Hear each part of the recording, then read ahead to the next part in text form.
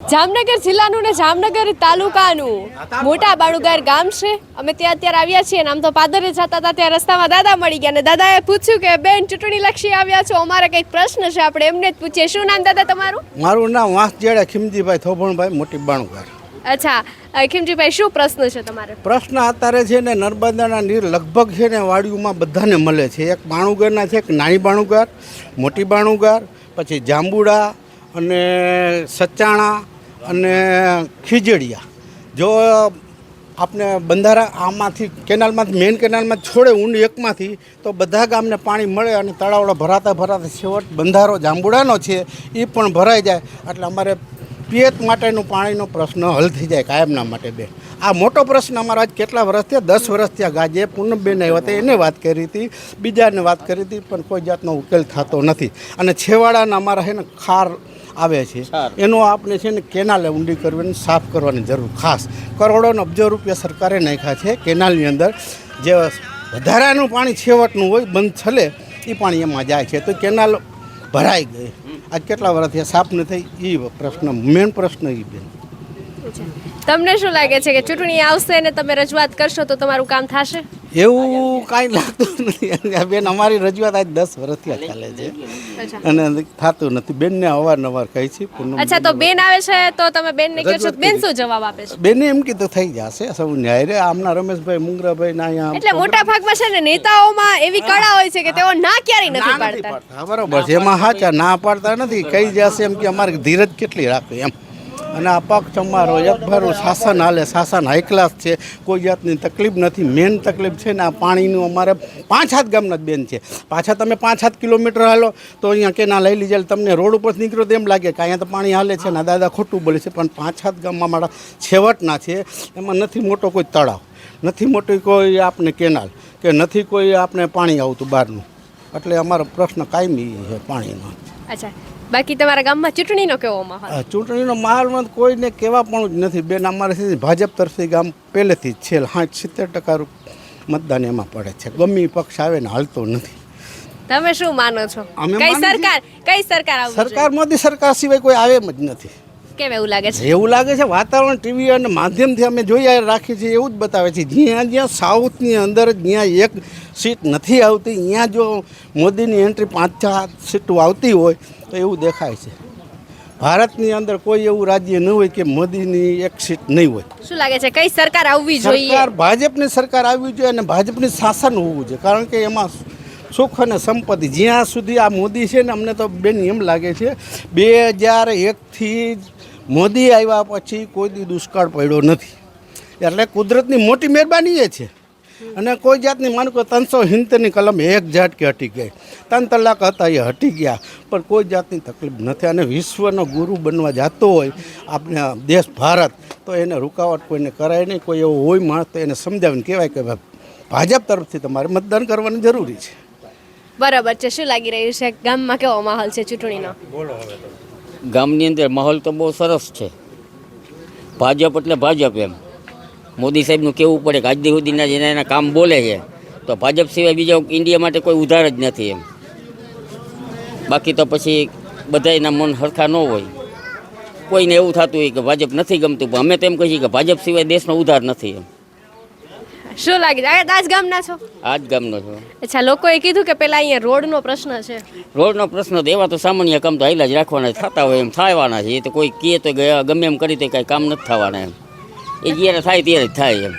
અચ્છા, એટલે એ કામ કરવા માટે કેવું પડે કે પછી જાતે જાતે થતા હોય? ના ના, કેવું જ પડે, રજૂઆત કરવી પડે અવારનવાર, ત્યાં કામ થાય. રજૂઆત કરો છો તમે? હા, કરીએ છીએ રજૂઆત, અવારનવાર રજૂઆત કરીએ છીએ. અચ્છા, કોને રજૂઆત કરો છો? સરપંચશ્રીને, તાલુકામાં, જિલ્લામાં, દરેક જગ્યાએ. સાંભળે છે સરપંચ?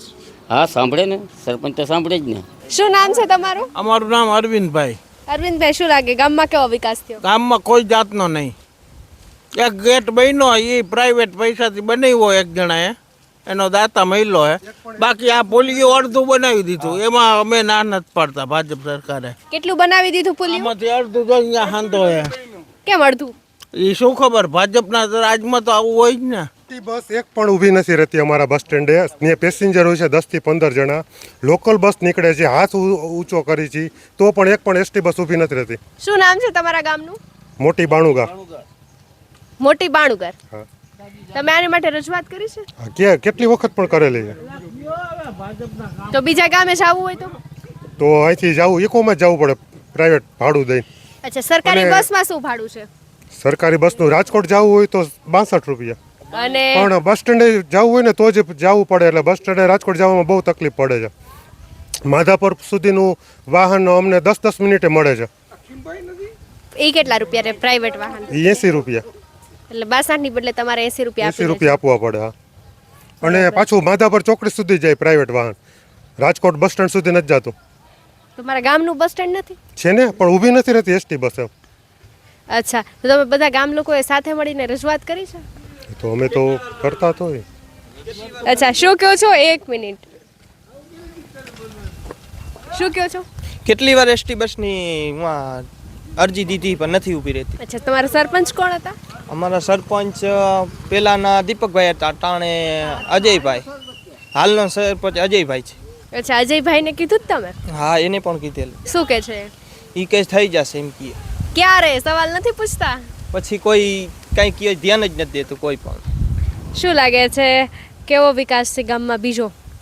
આવો છે, જોઈ લઈએ. પુલીએથી ચાલુ કરો એટલે એવો વિકાસ છે. એવો એટલે કેવો છે? એટલે કોઈ જાતનો આમાં વિકાસ જ નથી. આ પુલી હમણાં બનાવેલું 19 સાલમાં, પણ જોઈ લઈએ તમે એમાં. અચ્છા, શું કહો છો? ગામના પાદરની ગંદકી.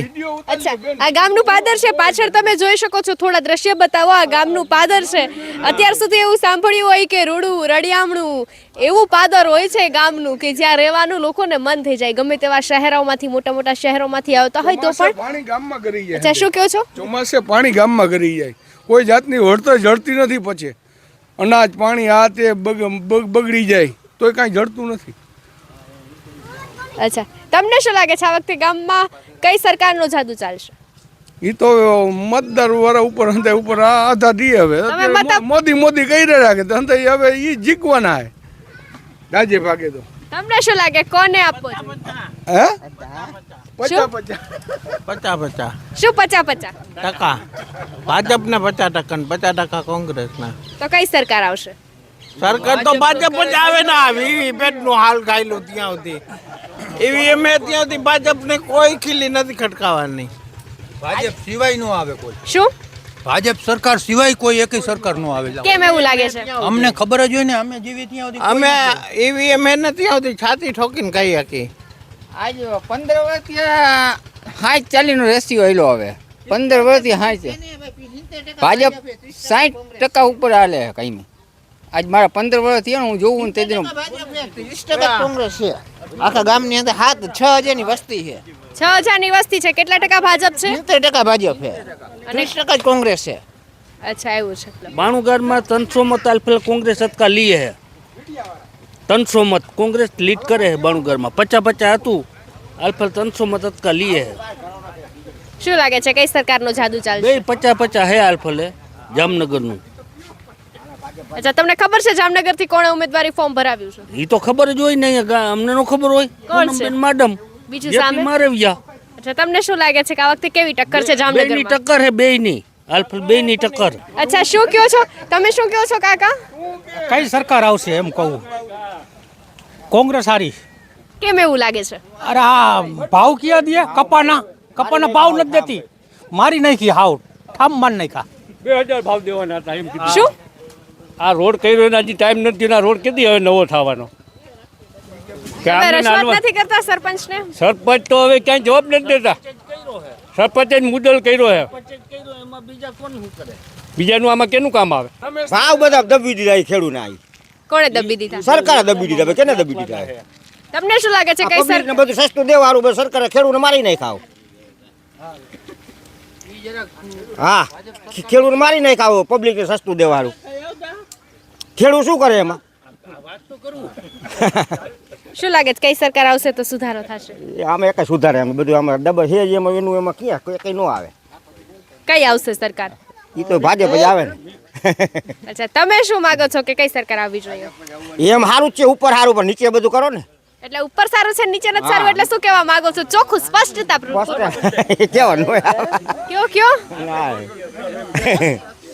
ઉપર સારું છે એટલે તમે કોને સારા કહો છો? મોદી હારા એમ નાઈ નો પડે વ્યવહાર નીચે કોણ ખરાબ છે? એ બધા વાંહે બધે કરી નાખે એ બધે શું કરી નાખે એ બધું? ભ્રષ્ટાચાર કરે એ અચ્છા, તમને શું લાગે છે ક્યાંથી ભ્રષ્ટાચાર થતો હશે? એ તો અમને થોડી ખબર, અમે અહીંયા બેઠા ગામડા અમને થોડી ખબર ક્યાં થાય. આ કાંકરે દેખાય, શું? ડોલા દેખાય, કચરો દેખાય, ભ્રષ્ટાચાર નથી દેખાતો તમને? આ કચરો ગામનું પાદરે, આ ભ્રષ્ટાચાર છે. જોઈ લ્યો તમે હોરી નંદી ગામમાં પાણી કરી જાય વરસાદ થાય તો આ ભ્રષ્ટાચાર જ છે, તમને નજરે દેખાય. એટલે કેટલા દિવસે પાણી આવે? દરરોજ આવે એમ જ માને. ઓમ એક કાતરો બોલે આવે 2 કલાક આપે એટલે દરરોજ જ કહેવાય ને કલાક એક આપે. સુવિધા બધી સારી છે. એ પાણીની સુવિધા બહુ સારી છે. અમારી બૈરાઓને બેરું લઈને ભરવા નથી જવું પડતું, ઘરે ઘરે નળ આવી જાય છે. મારો ટાંકો 1000 લીટરનો ઠાલો રહે, જોયા હો જાવ.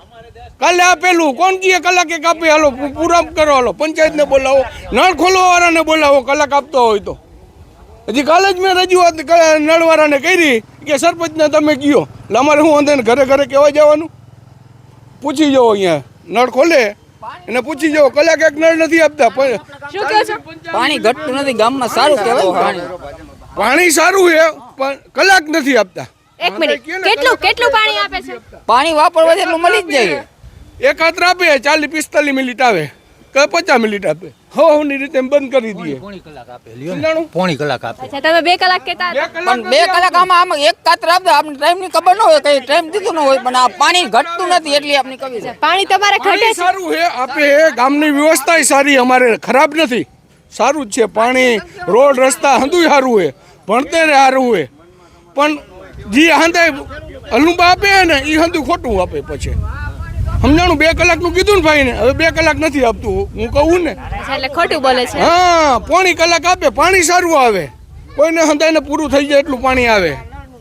ને કે મારે 1000 નો ટાંકો હે, ઠાલો રીએ. મેડમ સારામાં સારું અમારા ગામમાં છે. સારામાં સારું હે, પાણી, રોડ, રસ્તા, લાઈટો, હંધુય સારું. રોડ, રસ્તા, અને સ્કૂલ સરકારે બધું ભાજપ જ સારું. આવવાની, પૂનમબેન જીતવાના છે, એ ફાઇનલ. પૂનમબેન જીતી નહીં આવે. પાણીની રજૂઆત અમારા ગામે 10-15 વર્ષ પહેલાં કરેલી. ફલાણા ડેમમાંથી અમારા બાણુકારનું તળાવ ભરી દો. પણ રાઘવજીભાઈ કે થઈ જાત. પછી બીજી વાર આવ્યું એટલે બીજી વાર રજૂઆત કરી તો કે હું મુખ્યમંત્રી બનું તે દી. આ જવાબ હે? આવું કોણ બોલે છે તમને? આવું ગામ બોલે, ગામના મોઢે બોલેલા હે કોણ બોલેલા છે? ઉમેદવાર. કયા ઉમેદવાર? હવે લે કયા એટલે રાઘવજી પટેલ બોલેલા. અચ્છા, રાઘવજીભાઈ પટેલે એવો વાયદો આપેલો છે ને એમણે કંઈક અલગ રીતે જવાબ આપેલો છે. 15 વર્ષ પહેલા એને બાંયધરી લીધી કે હું મુખ્યમંત્રી થઈશ તો તળાવ ભરાવી દઈશ તમારું. એટલે અત્યારે અને પૂનમબેન ની રજૂઆત કરેલી, એને કોઈ જાતના જવાબ મળ્યા નથી ગામને. હવે પૂનમબેને તો 2.5 લાખ બાવાને દઈને ઓલી હોકરી પુરાઈ ગામમાં પાણી ગાયેલું. પૂનમબેને 2.5 લાખ રૂપિયા બાવાને દઈ ગઈ અને આ ગામમાં પાણી આવ્યું, હોકરાનું પાણી માર્ગ થઈ ગયો હોકરો. હા, 2.5 ફૂટ મારા ઘરમાં પાણી હતું, એ બધાય લાઈન આખીમાં. તો પૂનમબેનને રજૂઆત અહીંયા આવ્યા હતા ને કરી ને, તો પૂનમબેન કે મેં 2.5 લાખ દીધા, એનો ઉપયોગ આને આ કર્યો. કીધું હા કર્યો તો હું એને મળી લઈશ કે કાંઈ ન થયું. એ હજી પાણી એમને આવે છે, ગામ ભોગવે છે. જામનગર જિલ્લાનું ને જામનગર તાલુકાનું બાણુગા ગામ છે અને અહીંયા લોકોને ઘણો બધો પ્રશ્ન છે. ઘણા લોકો ભાજપ તરફી છે તો ઘણા લોકો વિરોધી છે. અમે હંમેશા એવા પ્રયત્ન કરીશું કે તમને છેવાડાના માનવી સુધી પહોંચાડીએ, અમારા માધ્યમ થકી તમને ખબર પડે કે જે ગ્રામીણ વિસ્તાર છે, જે છેવાડાનો વિસ્તાર છે, જે લોકો ગામડાઓમાં રહે છે તે લોકોને કયા પ્રકારની મુશ્કેલીઓ પડતી હોય છે તેનાથી અમે માહિતગાર કરીશું તમને અને સરકારને, કેમ કે અમારો તો એ ધર્મ છે ને અમે અમારો ધર્મ ચોક્કસથી નિભાવીશું. આવી જ વધુ માહિતી માટે જોતા રહો BS9 TV ન્યૂઝ એન્કર છાયા સાથે. નમસ્કાર.